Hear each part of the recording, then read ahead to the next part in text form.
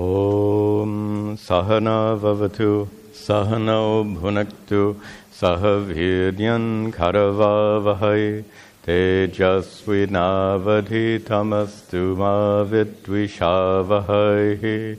Om Shanti Shanti Shanti.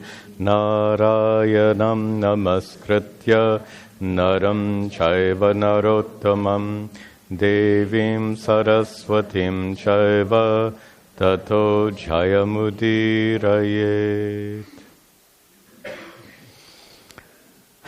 Good. Welcome back. I think we'll be able to finish today our study of the Yaksha Prashna, which will also conclude our study of the Aranyaka Parva, the Vana Parva.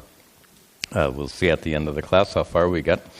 Just to give you a very, very quick recap, Yudhishthira has sent one by one his brothers to fetch some water, and one by one each of his 4 brothers has been killed, struck dead by this mysterious Yaksha. And we don't know who this Yaksha is yet. The Yaksha looks like a bird, looks like a crane, but obviously I don't think anyone has been killed by a crane. I don't know. I don't think so. So, at this point where we resume our story, Yudhishthira himself has gone to find out what happened to his brothers. He sees his 4 brothers lying there dead, and the Yaksha challenges him. If you don't answer my questions, you too will be struck dead. And what proceeds then is this test of Yudhishthira. He has to answer all these questions. I counted. In the critical edition, there are 68 questions. In the Bombay edition, I didn't count, must be 100, roughly 100. So here you have 68 questions, and we're taking an abbreviated version, what we're studying here in class. So I've chosen 28 of those questions for our study. And in our last class, the further questions we saw, we have already seen this verse, Kahacha dharmaha paraha loke. Loke, in the world. Kaha dharma, which dharma is paraha, which is supreme, which is the most important supreme dharma in the world. Kaha dharmaha sad excuse me. Kaha dharmaha sada palaha. What dharma is always fruitful? Here dharma can have a broader meaning of spiritual teaching. Kim niyamya nashochanti. Controlling what do you become free of sorrow? What needs to be controlled for freedom from sorrow? And finally, kaihicha sandhihi najiryate. What bond never weakens? Usually bonds between things, anything put together falls apart, and even we observe bonds between people tend to fall apart. So we ask, what bond never weakens? So these are the next set of questions put to Yudhishthira. Remember, he has to answer all of these questions correctly. I joked with you last week, it's not like when you were a student, if you got 70 marks, you passed, or whatever it was. So here he can't get 70, he has to get 100% of these questions right, or else, it's not that he fails, what is the consequence? How is that for a test? You fail the test and you're killed as a result. This is Yudhishthira's situation. So we'll pick up the thread and see Yudhishthira's answer to these questions. Yudhishthira uvacha, Yudhishthira anrishamsyam paro dharmas, anrishamsyam paro traidharmas sada phalaha, traidharmas sada mano yam yana shochanti, mano yam sadbhis sandhir najiryate, sandhis sandhir. So the first question is, what dharma is paraha? And we had this discussion at the end of the last class. So many times it's quoted, ahimsa paramo dharmaha. And that's not the answer that Yudhishthira gives. What is the paradharma?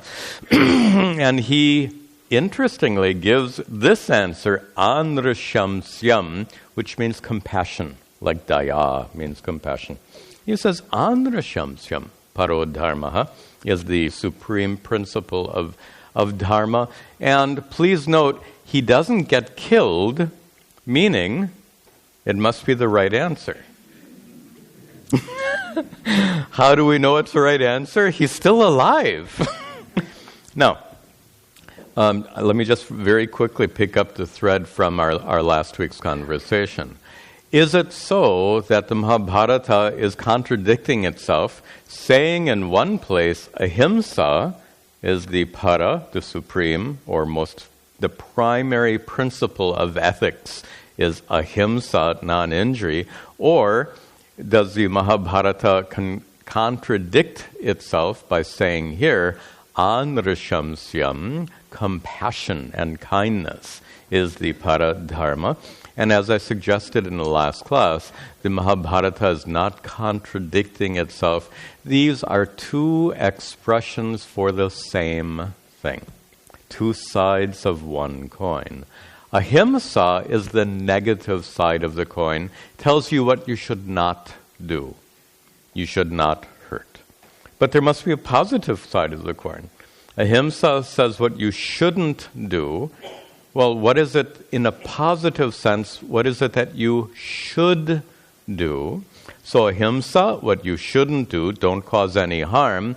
And then on the positive side, anrashamsyam, you should be kind, you should be compassionate, you should help others. Now, I also mentioned at the end of the last class that the term ahimsa paramo dharma comes several times, and I wanted to find out how many times this expression, anrashamsyam paro dharma, comes. So I looked. As I said, you can find an electronic version of all 85,000 verses, and you don't think I'm going to go through 80,000 verses like this, so you just do like you do a search on the computer. I did so. So the expression ahimsa paramo dharmaha comes 8 times in the whole of the Mahabharata. The alternate term, anrashamsyam paro dharma, comes 6 times. How's that? The fact that they're almost equal suggests what I'm saying, and that is these are two expressions for the same principle, two sides of one coin, which is important because if we very narrowly look at ahimsa, paramo dharma, that suggests that we don't have to do anything actively. I gave the example at the end of the last class. If somebody has been struck by a car and is laying there on the pavement, bleeding, and you are the only passerby in the vicinity, this is actually a problem today. Some people will think, if I try to help him, I might hurt him. Therefore, I'm not going to do anything, which is a horrible mistake. But they might think, I'm practicing ahimsa. I'm not going to cause any harm. Well, the flip side of this principle, anrashamsyam paro dharma, enjoins that if somebody needs help, and if you're in a position to render help, it is your responsibility. It is your dharma to render help. And if you fail to render help, you are violating dharma. It's a sin of omission. When we talk about sin, papa karma isn't always doing something. Sometimes papa karma is not doing something. For example, not paying your taxes. Papa karma. You get in trouble. So here, to fail to render help to someone who needs help when you are the logical caregiver, when you are there and no one else is available to help, to fail to render help is papa, is sin. So this is the principle of dharma. So this is the one question. Next question was kahacha dharma sadapalaha. What dharma, meaning religious practice or teaching, is sadapala, is always fruitful? Here the answer he gives is trayi dharmaha sadapalaha. The threefold dharma, trayi dharma, which is a synonym for the three Vedas. Trayi dharma means the three Vedas. Now, if you're thinking, no doubt, wait a minute, Swamiji, there are four Vedas. True. But the fourth Veda, the Atharva Veda, came at a historically later date. The first three Vedas, Rig, Yajur, and Sama Vedas, existed for many hundreds and hundreds of years before the Atharva Veda was compiled. The Atharva Veda came at a historical later date, so there are many, many references in scriptures to these three Vedas, referring to the three Vedas that came first, the Rig, Yajur, and Sama Veda. So Trayi Dharmaha, the spiritual teachings of the three Vedas, Sadapalaha, are always fruitful. And teachings of the ancient rishis, as found in the three Vedas, those teachings include Upanishads, right? Which are the basis for Vedanta, which is our primary study here. Then, next question was, controlling what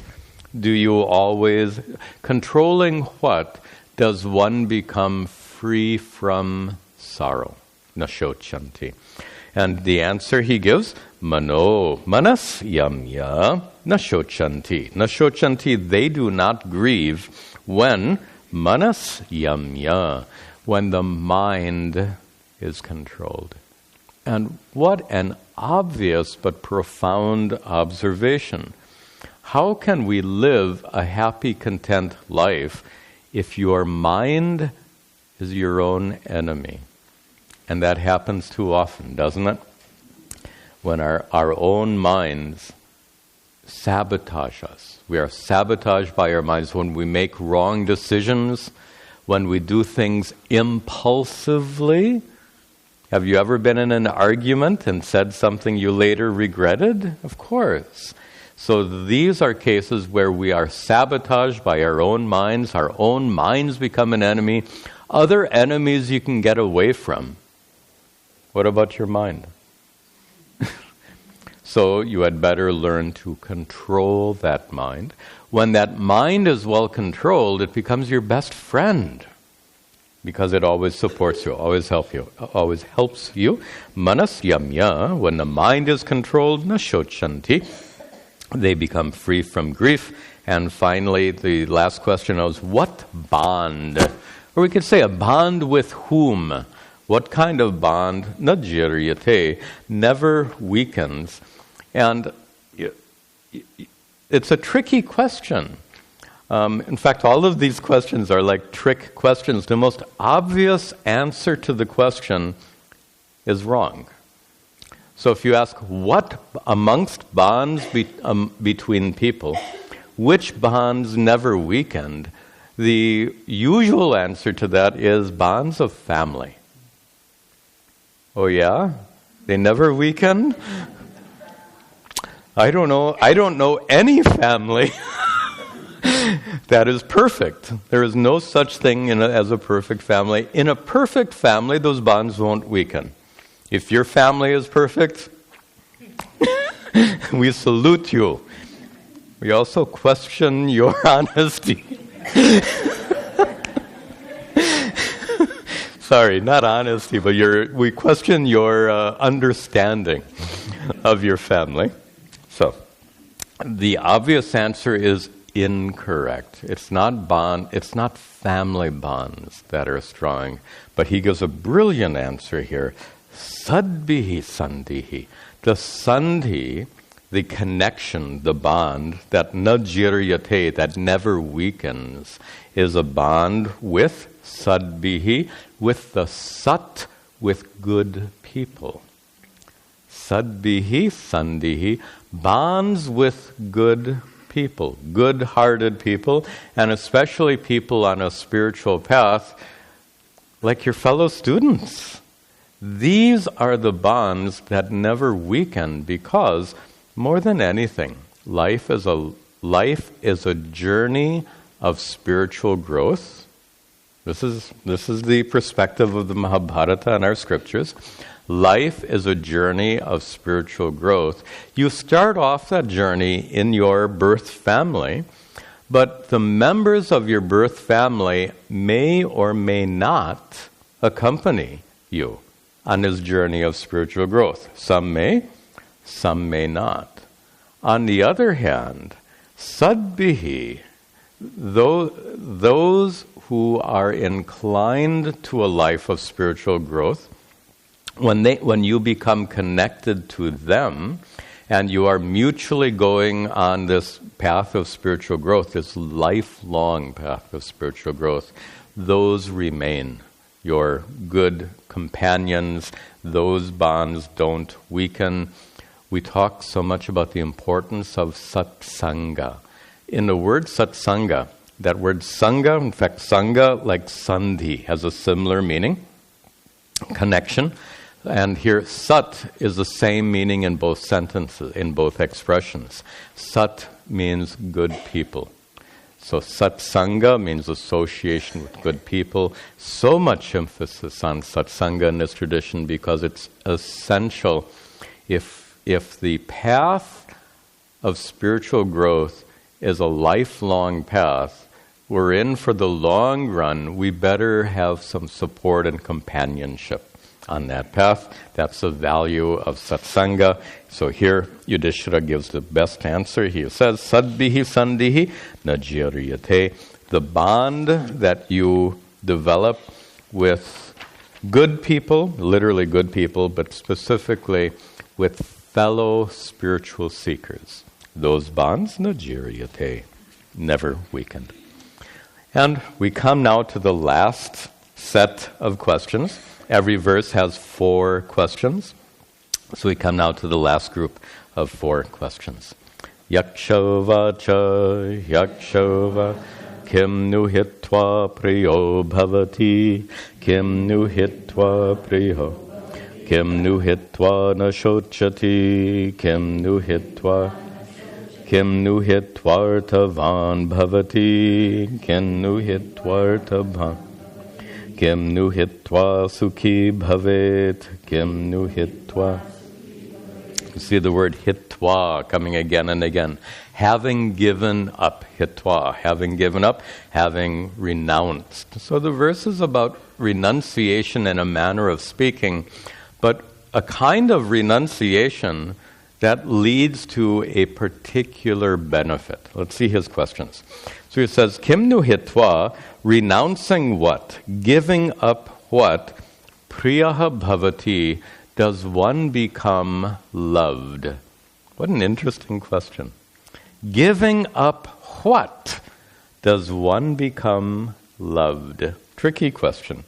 Kim nu hitva, giving up what? Nashochati, does one never grieve? Is one never sad? First, giving up what do you become loved? Second, giving up what do you become free from grief? Then, ken nu hitva artavan bhavati. This is actually, there's kind of an irony in this line. Giving up what? Artavan bhavati, do you become wealthy? Huh? Giving up what? Literally. Giving up what? Do you become wealthy? There's a good answer for that. We'll see what it is in just a moment. And the last question, kim nu hitva sukhi bhavet. Giving up what? Sukhi bhavet, do you become happy? Notice we usually envision happiness as a result of acquisition of things, but there are many instances where getting rid of things leads to happiness, like when you get rid of a headache, or when you get rid of the person who is a headache to you. So there are plenty of instances where happiness is not the result of acquisition. Happiness is the result of getting rid of something. So this is the 4th of our final group of questions asked by the Yaksha. We see the answer. Yudhishthira vacha, Yudhishthira manam hitva hitva priyo bhavati, manam hitva priyo, krodham hitva na shochati, krodham hitva na kamam hitvarthavan bhavati, kamam hitvarthavan lobham hitva sukhi bhavet. Lobham hitva priyaha bhavati. One becomes loved. Hitva, having given up manam, pride. Now that may seem like an unintuitive answer to you, but it is so true. Pride is an interest in ourselves, taking ourselves as being important. To the extent we are important, to that extent others are unimportant. And if you consider others to be unimportant, you think they're going to love you? I'll give you a very concrete answer. In fact, this came up in a satsang recently. This very topic came up somehow. And I remember Puja Swami Tadatmananda explaining. Most of you know that he was really a big, important feature, especially in the latter part of his life. He was like the leading teacher of Advaita Vedanta in the world. So he was, to use the American expression, he was a big shot. And when you go and meet a big shot for the first time, you kind of feel a little timid, a little shaky, a little reticent like that. And he actually explained that when he meets people for the first time, he said that he always makes an effort to put them at ease. He makes a special effort. Instead of intimidating you with his importance, he makes an effort to put you at ease. And I demonstrated in satsang. I'll demonstrate for you because I have just such a fond memory of so many things about him. But he had this way, you know how an important Mahatma is supposed to sit, right? And then many of them have their dandi swamis. They'll hold their danda, and they'll really look like a big, important, big shot, all of this stuff. And you'd meet him, he'd be sitting like this. And then you'd come and see him. If you spoke Gujarati, hey, Kim Cho. Kya baat hai? He would take such an informal stance with you, specifically to put you at ease. One of the many reasons he was so loved. Priyo bhavati, one becomes loved, manam hitva, giving up pride. And to put it conversely, it means making the other person important, putting your attention on the other person instead of having your attention on yourself. So what a beautiful answer Yudhishthira gives. Manam hitva, giving up pride, priyo bhavati, one becomes loved. Next question was giving up what? Does one become free from grief, from sadness? Krodham hitva, giving up anger, one becomes free from grief. On the surface, this also looks non-intuitive. Giving up anger, you become free from grief. Well, you know this very well. Your anger creates conflicts with others. And when you have conflict, your anger causes hurt to others. We'll put it like that. Your anger hurts others. And when others are hurt by your anger, what do? They just are passive and they don't do anything? Or do they respond to your hurt? And how do they respond to your hurt? You hurt them. What is their response? To hurt you. This is, the cartoon. You've all seen that cartoon. There are two boys and two 4-year-old boys in a sandbox. They both have shovels. One boy hits the other boy with a shovel, plastic shovel. Then that boy hits the first boy with a shovel. Then that boy hits the other boy with a shovel. Then that boy hits the other boy with a shovel. Well, that's not confined to 4-year-old boys. That's something in human nature. When we cause harm to others through our anger, for example, that harm comes back on us. Puja Swami Tadatmananda put it in, he had the most hilarious but vivid way of saying this. When you rub up against the bark of a tree with your bare arm, you have to envision that. You have a bare arm, and there's a tree. You rub up vigorously with your arm against the tree, and he asks, who rubs whom? He observes, you rub the tree rubs you back. When you're done rubbing the tree, not much happens to the tree. What happens to your arm is all scratched and bleeding. So that's a metaphor to describe our anger rubs other people the wrong way. And when we rub other people the wrong way, they rub us back. So what is the way to be free from sorrow and grief and misery? And it's to treat others with kindness. By treating others with kindness, then we don't get rubbed back. And here, krodam hitva, giving up anger, suggests treating people with kindness. Then nashochati, then we don't grieve. Then next question, giving up what do you... Wonderful question. Giving up what do you become wealthy? Artavan. And perfect, and it's a little, again, counterintuitive. Giving up what do you become wealthy? Perfect answer. Kamam hitva.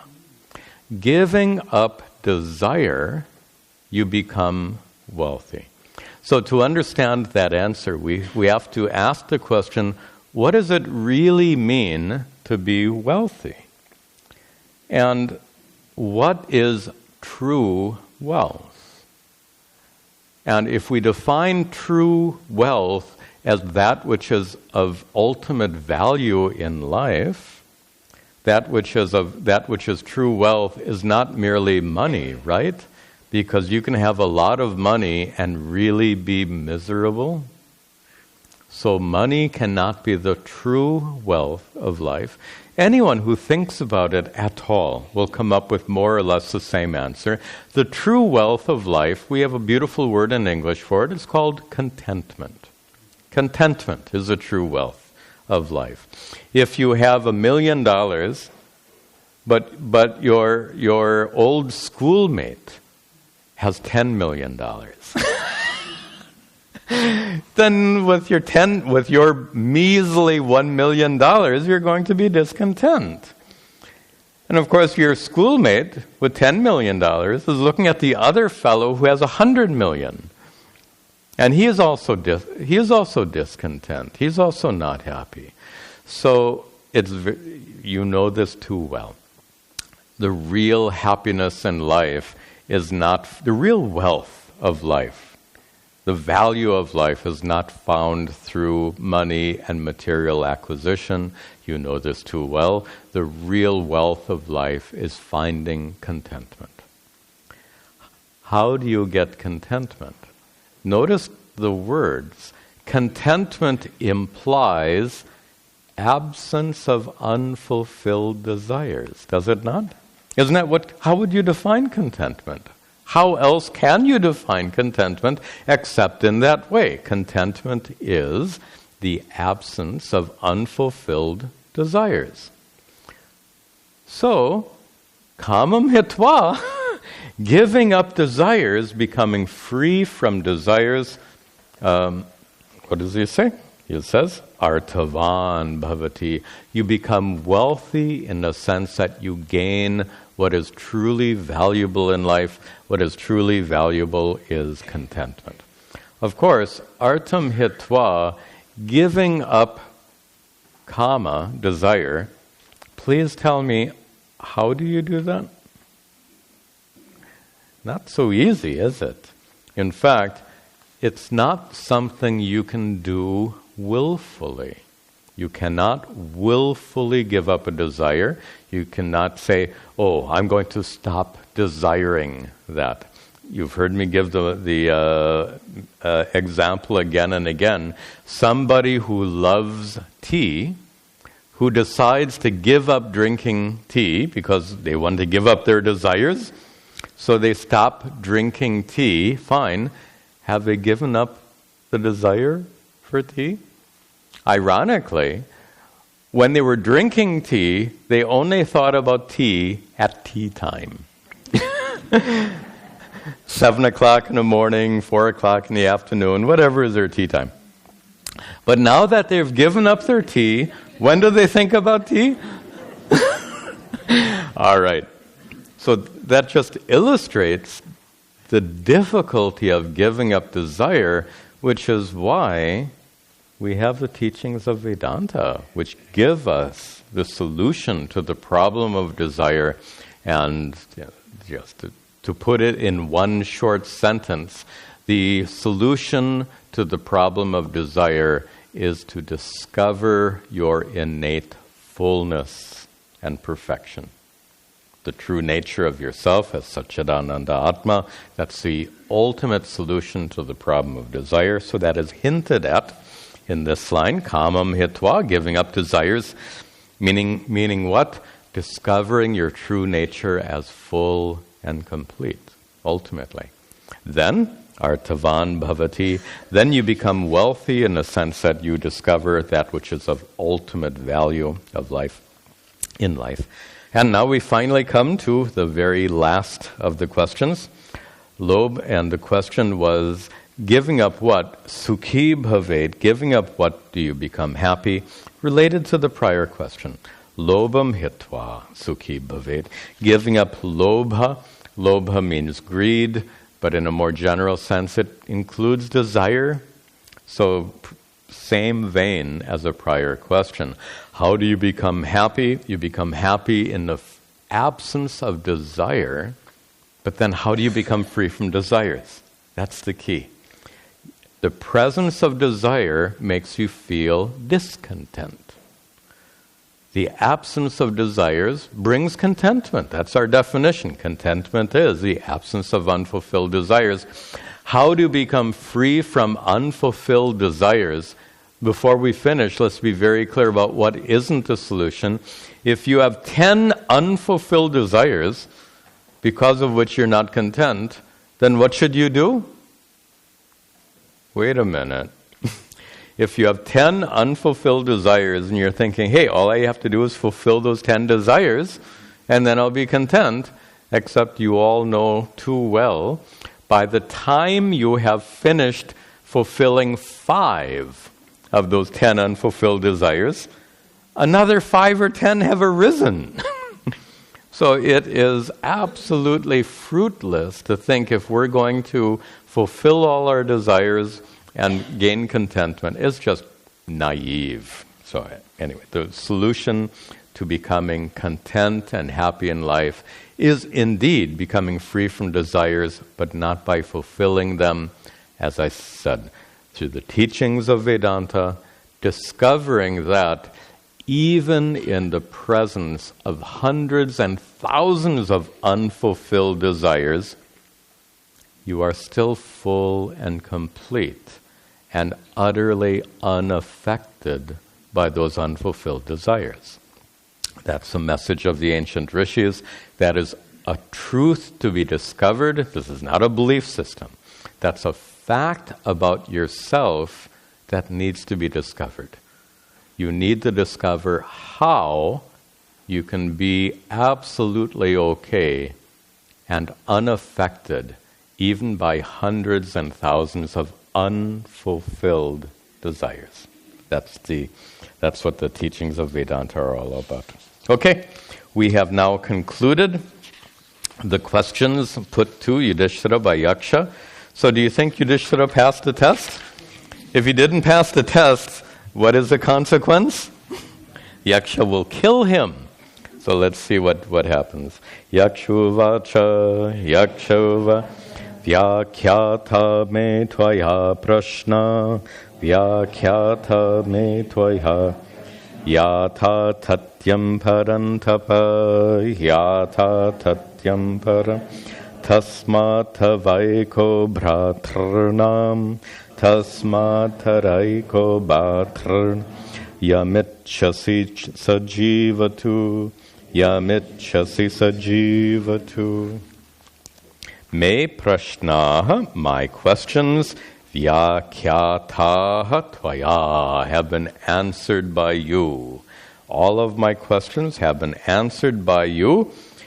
Yatatyam, correctly. All of my questions have been answered by you correctly. Parantapa, O mighty one, O Yudhishthira. Tasmat, therefore you have passed the test. And what is the result of having passed the test? Well, obviously Yudhishthira is not going to get killed, but the Yaksha now, having tested Yudhishthira and being pleased with his correct answers, he's going to give Yudhishthira a boon. In fact, a couple of boons. Here's the first one. His 4 brothers are laying there dead on the ground. Bhima, Arjuna, Nakula, Sahadeva are lying there dead. So, the Yaksha says, Tasmat, therefore, since you have answered my questions correctly, Tava eva bhratranam, among ekaha, one, Tava bhratranam, amongst your brothers, ekaha yamichasi, whichever you choose, whichever one of your brothers you choose, saha jivatu, he will live. You choose one of your 4 brothers, and I will restore him to life. What about the other 3? They're out of luck. So I will restore one of your 4 brothers. Now, remember, this Yaksha is a fairly clever guy. Why do you think he's doing this? It's another test. He is continuing to test Yudhishthira. Yudhishthira has passed the first test by answering all of these questions, tricky questions. Now the next test of the Yaksha that Yudhishthira has to pass is he has to choose correctly. Of his 4 brothers, which should he choose? If he chooses the wrong one, he'll fail the test. So what is Yudhishthira's response? He says, Yudhishthira vacha, Yudhishthira anrishamsyam paro dharmaha, anrishamsyam paro paramhartacha me matam, paramhartacha anrishamsyam chikirshyami, anrishamsyam chikirshyami, nakulo yaksha jivatu, nakulo jivatu. So, Yudhishthira responds, going back to a prior question, he says, Me matam, in the second line, me matam, in my opinion, in my view, paramarthat, according to the highest point of view, the ultimate principle, what does he say? Anrishamsyam parodharmaha. We just saw that. He says the paradharma, the ultimate principle that should be applied in any decision-making process. That's what paradharma is that. The ultimate principle to be applied in any decision-making process. What is that ultimate principle? Well, we have 2 sides of that coin. One side of that coin is ahimsa. Whatever your decision is, it should be a decision that leads to the least harm for everyone involved. But the other side of the coin is it should be an act of kindness, an act of goodness. So he says here, anrishyamsyam, compassion, kindness, is paramaha, is para, dharmaha, is the ultimate principle of dharma. So he says, and then in the third line, anrishamsyam, chikirshami, I want to do an act of compassion. So my response to your question, which of the 4 brothers should I choose to be restored to life? He says, I should choose based on compassion. And then he answers, based on compassion, Yaksha, O Yaksha, based on the principle of compassion, Nakulaha Jivatu. Let Nakula be restored to restored to life, Now, that's an interesting answer. Remember, we have to remember the family structure. Yudhishthira is the eldest. Who is the second eldest? Bhima. Third, Arjuna. These are 3 birth brothers in that they have the same mother. But then, Nakula and Sahadeva have a different birth mother. They're like cousins. So, Yudhishthira, Bhima, and Arjuna are all born of Kunti. They have a bond by blood. So, wouldn't you think Yudhishthira would choose Bhima or Arjuna? Why would he choose Nakula, who's like a cousin, not someone so close? There must be a reason for him not choosing his own blood brother and for choosing I guess the correct term would not be cousin, half-brother would be the technically correct term. Instead of choosing a blood brother, he chooses a half-brother. Why does he do so? Well, he himself, he explains.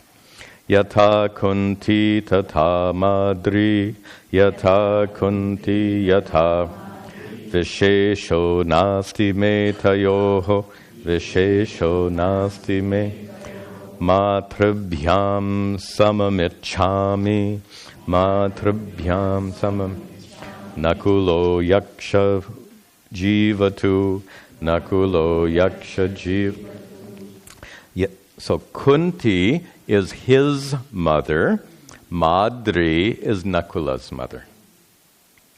So he says, Yatha Kunti, just as I love my mother, Tata Madri.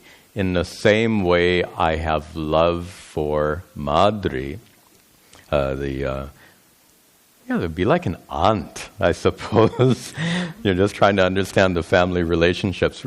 So remember, in those days, you could take more than one wife. Pandu took 2 wives, both Kunti and Madri.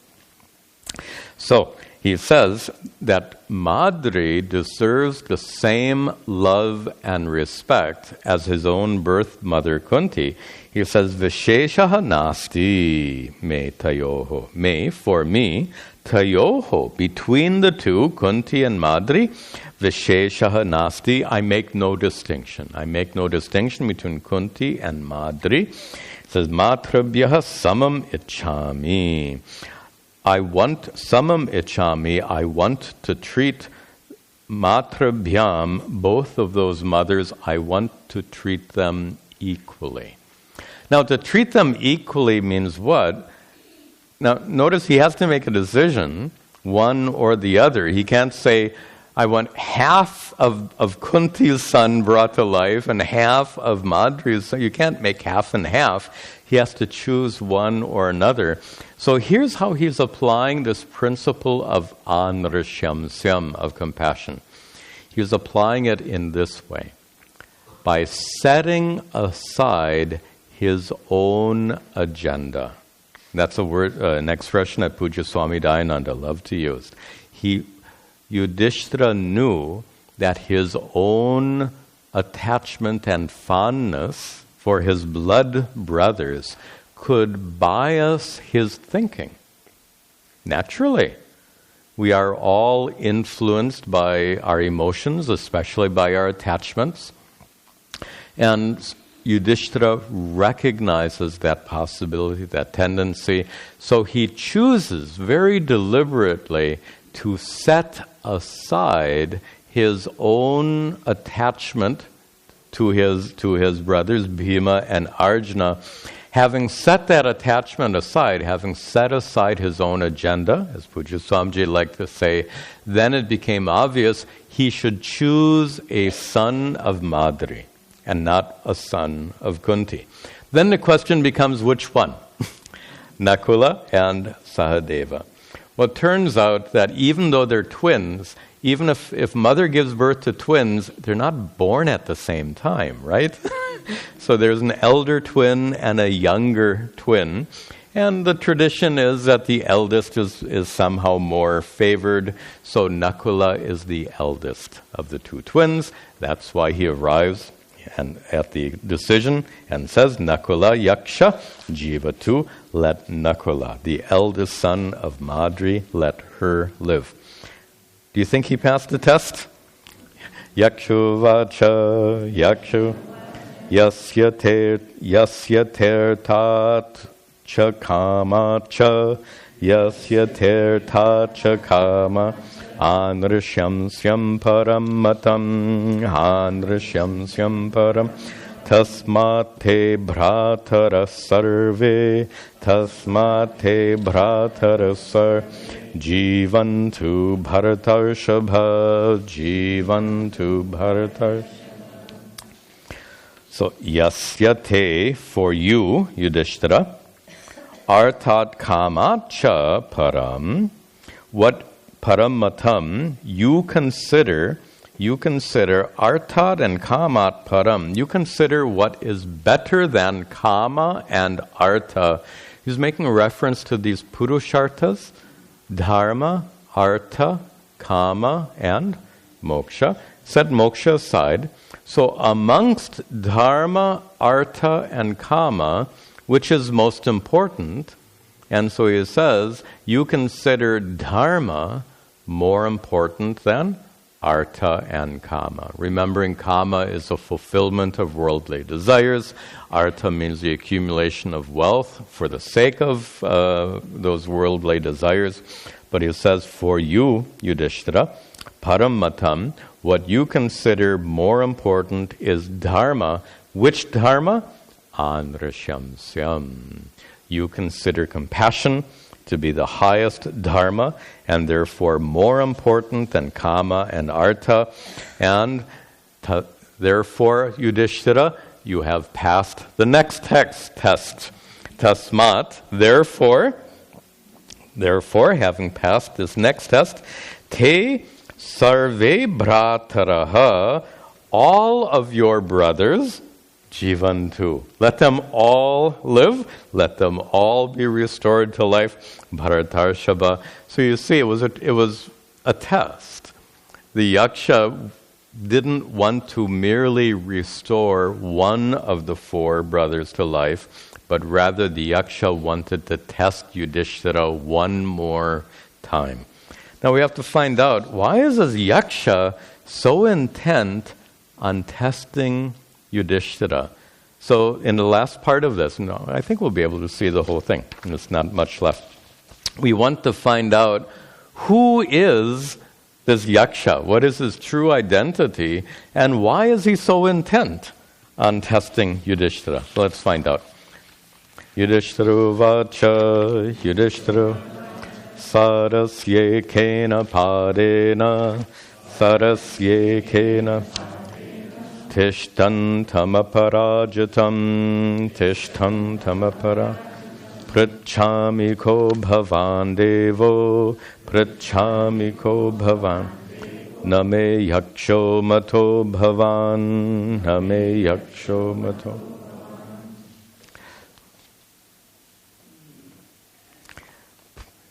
In the third line, prachami ko bhavan.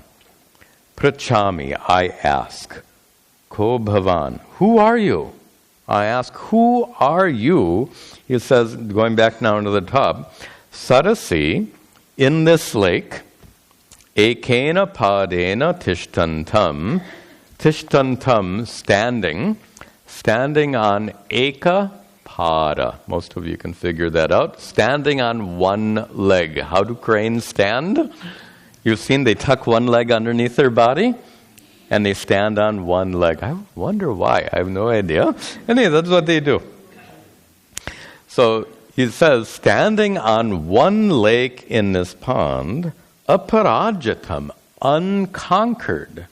So each of these four brothers, all of whom were mighty, mighty warriors, none of them, including Arjuna, remember Arjuna was shooting all of his arrows, trying to kill the Yaksha, but the Yaksha remained aparajitam, unconquered, standing on one leg in the as a bird, as a crane, standing on one leg, unconquered.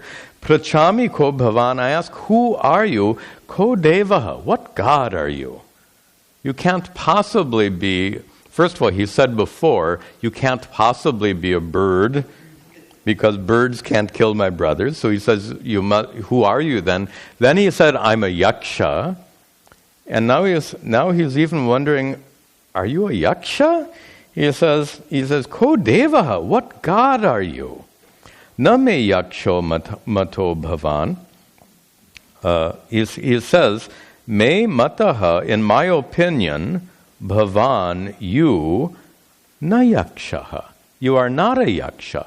You are a deva. You are a god and not a yaksha. Remember, yaksha is like water spirit, some kind of nature spirit. He says, you are not a yaksha. You must be some god. Which god are you?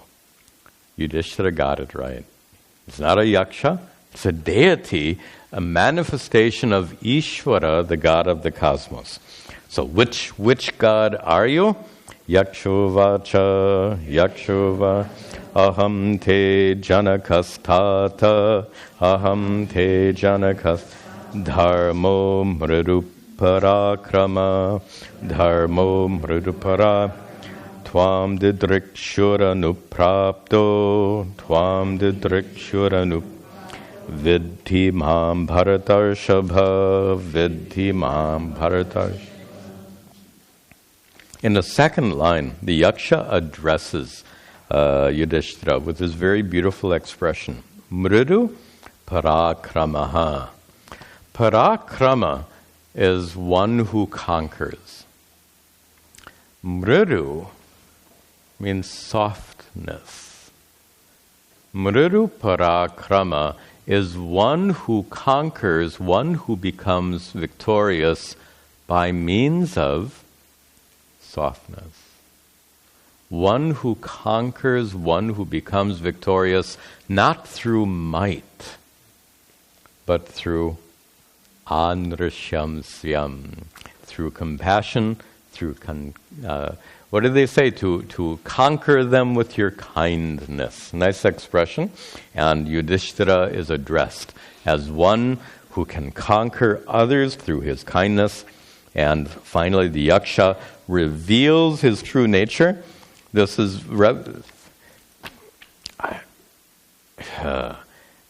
in one of those old Star Wars. In one of those Star Wars, this Darth Vader reveals himself to be whom? And if you can't answer that question, don't worry about it. But this is like a parallel story. So Darth Vader, do I remember right? Darth Vader reveals himself to be that Luke Skywalker's father. Is that correct? Okay. Which is totally unexpected. So guess what's happening here? The Yaksha reveals himself, aham te janaka tata. I am te, your Janaka, father. Tata, O dear one, I am your father. Who is that? Dharmaha. Now you have to remember the story of Kunti, his mother, who as a girl got that boon from Durvasa that she could call upon any god she wants, and of course then she would bear a child by that god. The first god she called upon was Dharma. She calls upon the god of Dharma, and bears a child, and that child is Yudhishthira. So therefore, Kunti is mother, and the god Dharma is his father, Dharma. Now, for that reason, Dharma is also called Dharma Raja. Dharma Raja, the king of Dharma, means God in the form of Dharma. For that reason also, Yudhishthira very, very often is referred to as Dharmaputra. You know that, right? Dharmaputra, a very common name for Yudhishthira, literally the son of Dharma, Dharma being the name of his father, Dharmaputra. Now, we have some confusion here. I had to actually research this to find out, because his father Dharma, also called Dharma Raja, the term Dharma Raja also is a name for Yama. Yama, the god of death, is also called Dharma Raja. And I myself was not very clear, wait a minute, is Yudhishthira's father the same as Yama? Because they have the same name, Dharma Raja. Yudhishthira's father is Dharma Raja.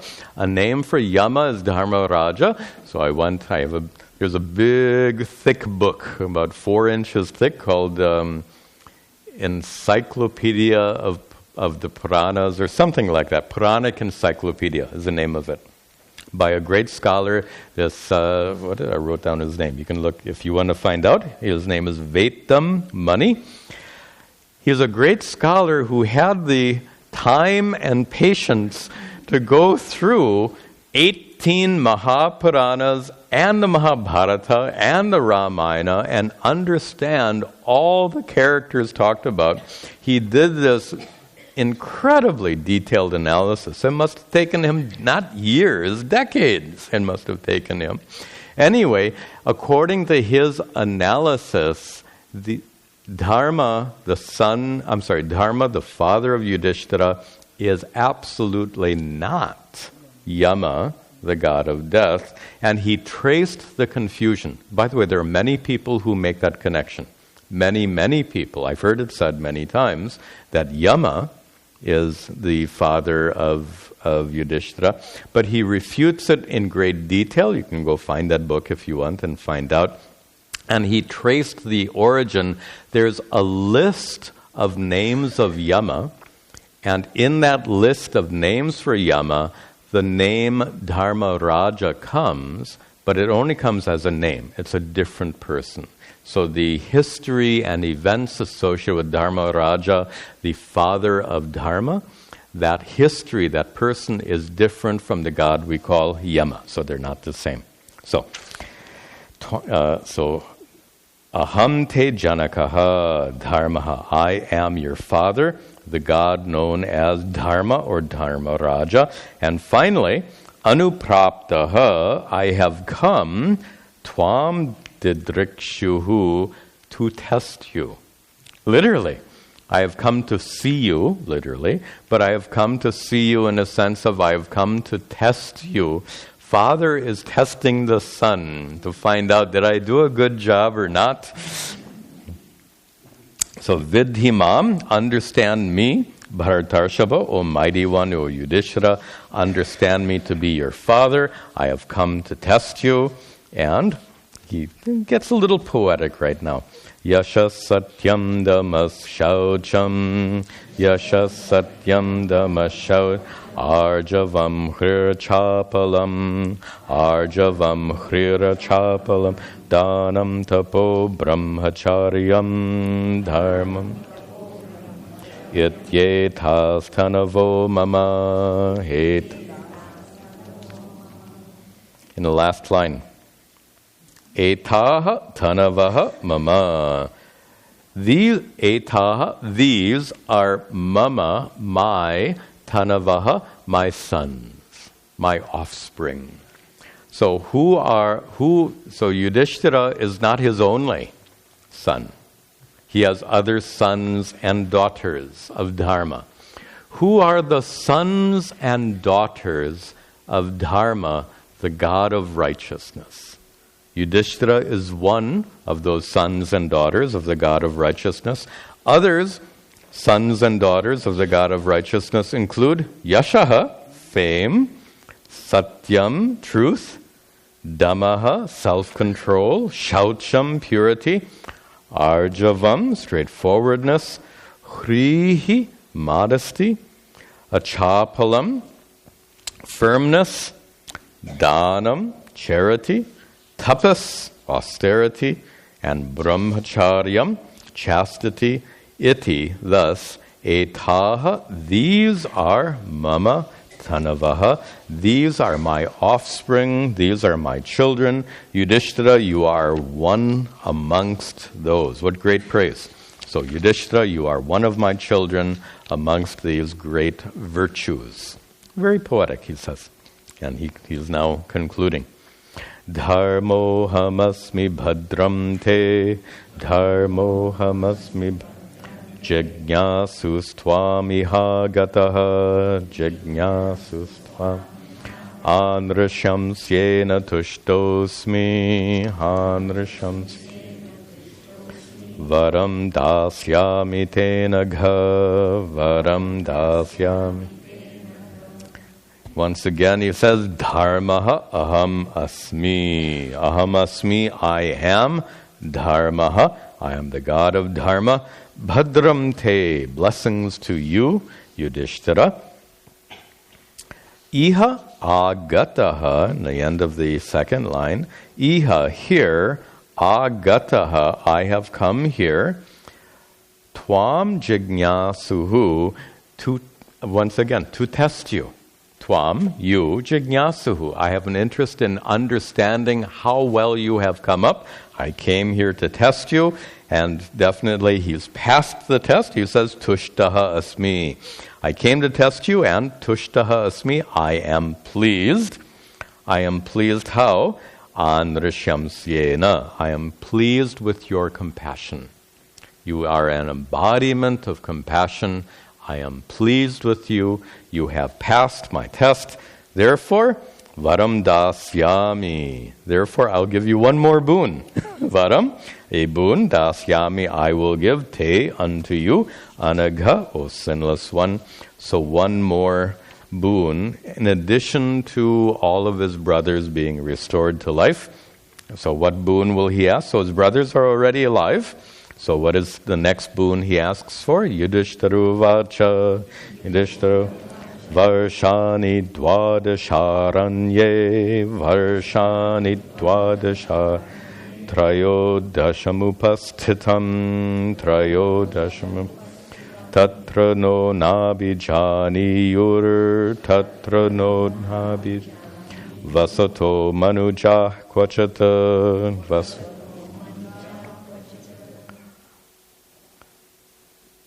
Dwadasha Varshani. Dwadasha, 12. Varshani, years. 12 years. Aranye, in this forest. Upastitam, have been passed. So we have lived 12 years in this in this forest. And Trayodasham, and the 13th year is coming. So having finished 12 years, remember having lost the third dice game, the conditions were to be exiled to the forest for 12 years, and then to spend the 13th year in hiding, incognito. Those were the conditions of losing that dice game. So it says, Trayodasham upastitam, the 13th year is about to come. Tatra, then, during that 13th year, na abhijaniyuhu naha. No one should recognize us. This is the boon he is asking for. During the 13th year, naha, for us, for the 5 brothers, na abhijaniyuhu, no one should discover who we are, our true nature. Vasata manujaha kvachata. Manujaha, people kvachit, anywhere. should not recognize us vasataha kvachit. Make that a connection. When we're living anywhere, wherever we live, no one should recognize us. This is the additional boon asked by Yudhishthira. And dharma uvacha, dharma. Notice it's not yaksha uvacha anymore, because now we know who he is. All right. Upapanno gunaya sarvaihi, upapanno gunaya swabhavena si pandava, swabhavena bhavan dharma punaschaiva, bhavan dharma tatoktam te bhavishyati, tatoktam. Pandava, O son of Pandu, O Yudhishthira, upapannaha, you are endowed, sarvaihi gunaihi, with all good qualities, subhavena, asi, you are one who is endowed with all good qualities, subhavena, by your very nature. Bhavan dharmaha punascha eva, and again, bhavan dharmaha, you are an embodiment of dharma. Who is saying this? Dharma is talking to his son, saying you are an embodiment of dharma. The nice American expression, chip off the old block. I am dharma, you are my offspring, you are embodiment of dharma. Bhavan dharmaha. Therefore, he grants the boon, yata uktam te, as you desire, bhavishyati. It will be, your boon will be fulfilled, which means for the 13th year, no one will recognize you, and the chapter comes to an end. Vaishampayano vacha, Vaishampayana, it yuktwantardhade dharmo, it yuktwantardhade dharmo, Bhagavan loka bhavanaha, Bhagavan loka sameta pandavaschaiva, sameta pandavasch, sukha supta maniswanaha, sukha supta. Vaishampayana is the narrator, narrating the story to Janamejaya, the king. Remember the outer story. I should say the middle story. There's an inner story, a middle story, and the outer story. That's a reference to the middle story, where Vaishampayana is narrating this. Vaishampayana, the disciple of Vyasa, and he narrates an iti thus. Uktva, having said thus. Who said thus? Dharma. Dharma Raja, Yudhishthira's father. Having said thus, what did he do? Antardadhe. He disappeared. Just like that. So having spoken thus, Yudhishthira's father, Dharma, the god of Dharma, Antardadhe, he just disappeared. That Dharma who is Bhagavan, who is the Lord, Loka Bhavanaha, worshipped by all, that God of Dharma disappeared. Finally, Sametaha Pandavaha Cha. Pandavaha, the 5 brothers, were Sametaha, reunited. And remember, 4 of them lied dead, but they are Manaswanaha, they are restored to consciousness. And, this wonderful term, sukha suptaha, after a nice sleep. After sleeping nicely, they were restored to consciousness and they were reunited, the 5 brothers. This is the end of the chapter, and actually just about at the very end of the Aranyaka Parva. So, by the Aranyaka Parva, also called Vana Parva, we've been studying it for almost 1 year. And we finally come to an end. Of course, we studied it for 1 year. How long did they spend in the forest? 12 years. It's a long time. And one of the longest books of the Mahabharata because of the length of time they spent in the forest. So when we meet next time, then we will continue into the further books of the Mahabharata. Very nice to finish this portion of the text. Some announcements for tomorrow. We have our children's program at 11 o'clock. At 5 p.m., our mindful movement and meditation session. At 6:15, I'm going to conduct a musical meditation. If you like chanting mantras and stotras, please come and join us. Also, we've noticed that years ago, we used to make some effort to publicize our programs for children and teens. For the last few years, we haven't made any effort. Well, not surprisingly, the number of children and teens attending our programs is decreasing a bit. We have really nice programs for them, so we would like to invite more to come. So my request to you, some of you who could help, there are several piles of flyers here.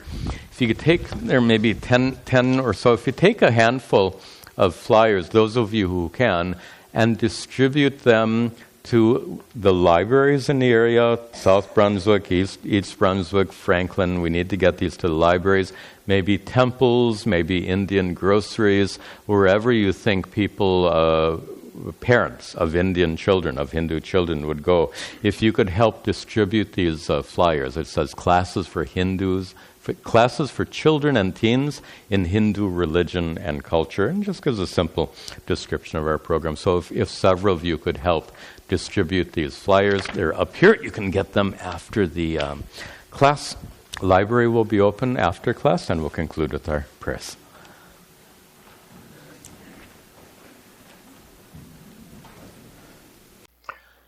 Om Sarve Bhavantu Sukhinah Sarve Santu Niramayaha Sarve Bhadrani Pashyantu Ma Kaschid Dukkha Bhag Bhavet Asato Ma Sadgamaya Tamaso Ma Jyotirgamaya Mrityorma Amritangamaya. Om Shanti Shanti Shanti. Om Tat Sat.